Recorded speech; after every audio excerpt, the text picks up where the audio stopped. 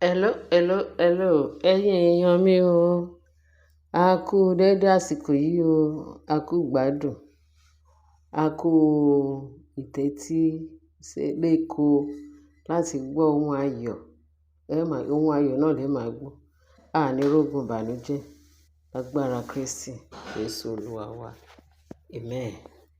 Yes o, ìdùnnú ṣubú láyọ̀. Wọ́n ní kábíyèsí ó dúró, ó ti dé tán, ó ti dìde tán. Ó sọ pé kò sí àní-àní. Àwọn láfọ̀gìdì o. Wọ́n sọ dáadáa o. Wọ́n sọ ètò ṣe kínní pẹ̀lú wọn, àwọn náà mọ̀. Pé títò òun ni pé ọmọ tí Naomi bí fún òun. Àwọn ìbẹta. Ó lóhun lòun ní gidigba. Àwọn láfọ̀gìdì àti Ashley, àwọn nìkan náà ni. Wọ́n ní wọ́n sọ̀rọ̀ out of jealousy. Out of ìbínú, inú níbí ni. Out of ìbínú, out of owú jíjẹ. Out of ara títa. Pé wọ́n láwọn láfọ̀gìdì tọ́ pé ìbẹ́ta tí ó yẹ kí Ashley bí, tó yẹ kó mọ àwọn bí, òun náà lọ gbé fún Naomi. Ẹ rí pé ọjọ́ ẹlẹ́yà wọn ó ti dé tán. Bẹ́ẹ̀ ni. Tó àtẹ̀yẹ pé nǹkan tó ń fọwọ́ ṣe ni, tó ń fi gbogbo ẹ̀ ṣe, wọ́n ò fọgbọ́n ṣe.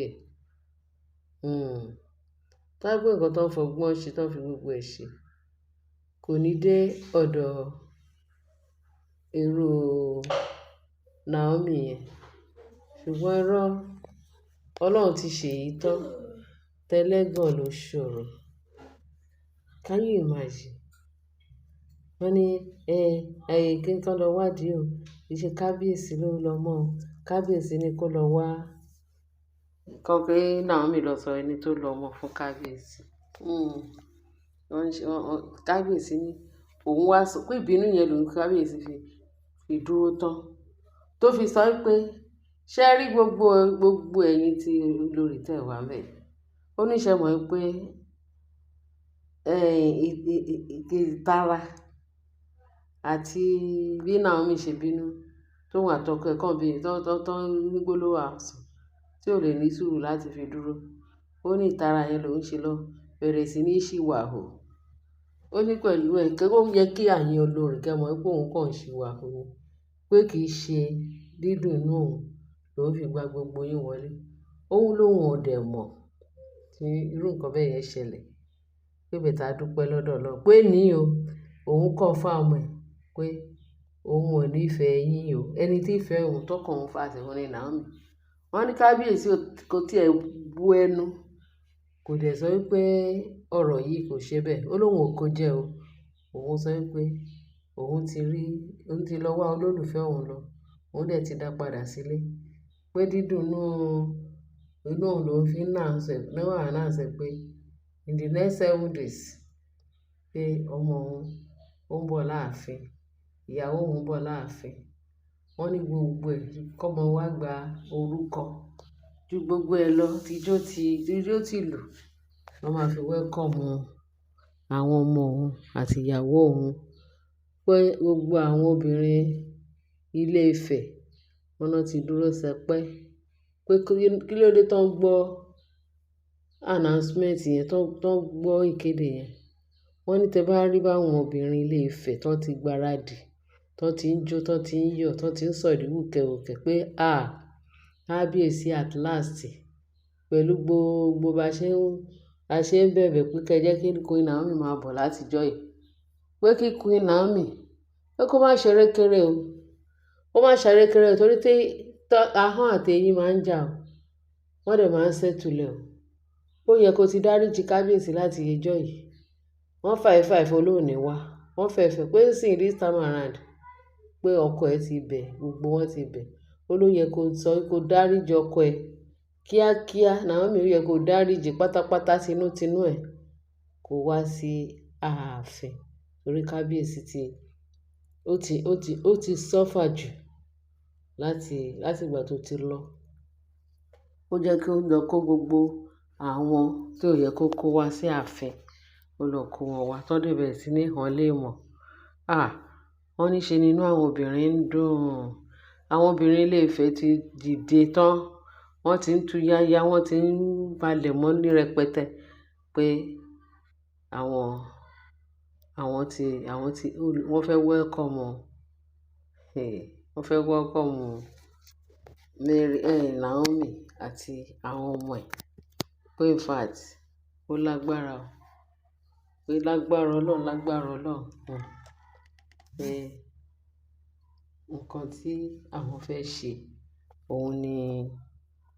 òun ni Naomi tó ti agree. Wọ́n ní kábíyèsí ní ayé fẹ́ ayé kọ̀, oṣó fẹ́ oṣó kọ̀, emèrè fẹ́ emèrè kọ̀, àwọn ẹlẹ́bọ lóògùn fẹ́ wọ́n kọ̀, àwọn ọmọ òun ń bọ̀ láàfin. Wọ́n ní kábíyèsí sọ pé kì í ṣe kábíyèsí tóun dákẹ́ látijọ́ yìí, pé ń sìn gbójú òun ti là, ayọ̀ òun ti kún àkúnwọ́ sílẹ̀, àwọn ọmọ òun ń bọ̀. Gbogbo ìsọkúsọ tí olúkálùkù wọn ń sọ pé out of ìlara àti out of ara títa, ìgbóná ara, pé wọn ò mọ bó ṣe fẹ́ ṣe ilé ayé wọn sí.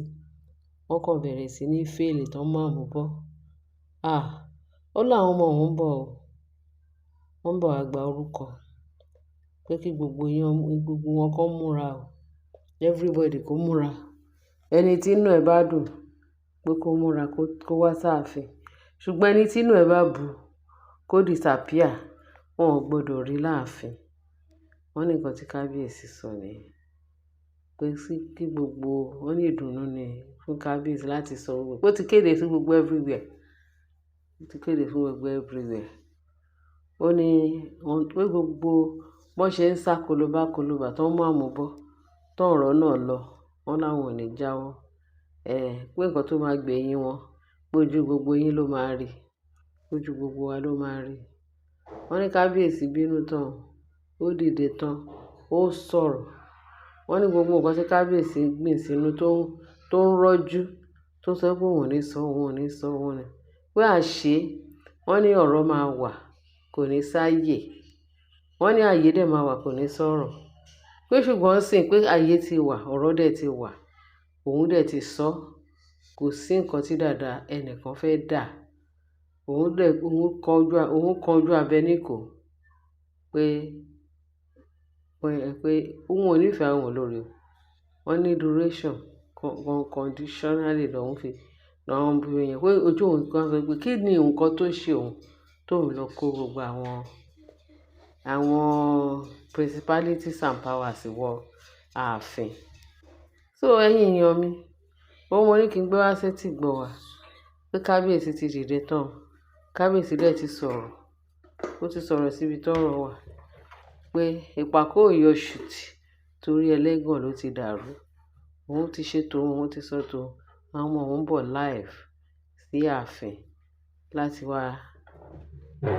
láti wá gba orúkọ. Ìyàwó òun dẹ̀ máa wá live. Wọ́n ló dìgbà náà kí Ọlọ́run kó mú ọjọ́ náà ró lágbára Kristi Jésù. Tí gbogbo bó bá ṣe ń lọ, a máa tún jẹ́ kẹ́ máa gbọ́. Ṣé gbọ́ ẹ̀yin èèyàn wa? Bẹ́ẹ̀ ni o, ó ti rí bẹ́ẹ̀ o.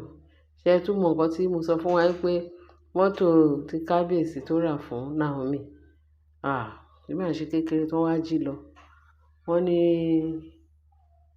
ní Gọ́vnà Adeleke ó sọ pé kí ni Naomi ń sunkún fún.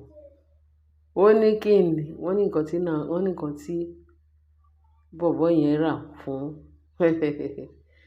tí bọ̀bọ́ Adeleke mọ́tò tó tún rà fún Naomi, wọ́n ní ×2 nǹkan tí wọ́n gbé lọ yìí. Pé owó yẹn pé ×2 ni. Pé kí ni? Pé wọn ò tí ì rí nǹkan kan. Pé òun wà lẹ́yìn kábíyèsí digbí, òun wà lẹ́yìn Queen Naomi digbí. Àwọn lolólùfẹ́ Naomi, wọ́n ló ti rà. Wọ́n ní kó nu ojú ẹ̀, kí ló ń jẹ bẹ́ẹ̀, pé kó máa mú lọ. Pé kábíyèsí sọ pé òun máa wá ẹni tó gbé mọ́tò yẹn, pé àṣírí wọn yìí máa tú. Pé bẹ́ẹ̀ tí wọ́n ti replace Gọ́vnà Adeleke, ó ti replace another mọ́tò ṣàrà fún Naomi wọ́n ní ×2 ni o, very costly and very beautiful. Mi kàn rántí orúkọ mọ́tò rẹ̀ tí wọ́n ní lánàá ni Governor Adeleke wọ́n gbé mọ́tò yẹn wá bá Queen Naomi. Is that not wonderful? Kí la tún wí? Wọ́n ní ọ̀tá mi máa yọ̀ mí, tí n bá ṣubú máa dìde, òun lọ̀rọ̀ Naomi àti kábíyèsí Olúwa ṣe. Ọlọ́run ju gbogbo ayé lọ, ju gbogbo ọ̀tá lọ, ju gbogbo àwọn aṣebi lọ. Bẹ́ẹ̀ ni kí lẹ fẹ́ fi Ọlọ́run pè? Kí lẹ fi Ọlọ́run pè? Ọlọ́run tó ń jà fún Naomi ló ní kíkan lemọ́. Àwọn ogun ọ̀run, àwọn áńgẹ́lì lọ́run. Olúwa o ṣé o. Kábíyèsí ẹlẹ́bùrékẹ́. Ẹ̀yin èèyàn wa, mo ní kí ẹ gbọ́ nǹkan tí ó tún ṣẹlẹ̀ lẹ́nu àná sí èní. So, ẹ̀yin máa tún gbọ́. Torí a sọ pé ayé fún mi fílẹ̀ díẹ̀díẹ̀ tó wá dòdìndín ká tó wá gbé wá fún yín. Èyí tó tún ṣẹ̀ṣẹ̀ dé sí tí gbọ́ wá ni mo ní kí n sáré gbé wá fún yín. Ẹ ṣé bẹ́ẹ̀ ṣe ń tẹ́tí sí wa, bá share, kẹ́ bá like, kẹ́ dẹ̀ bá subscribe. Ẹ ṣé gbẹ̀yìn olólùfẹ́ Naomi. Ààbò Ọlọ́run á dájú lórí gbogbo wa. In Jesus' mighty name, amen. Bye.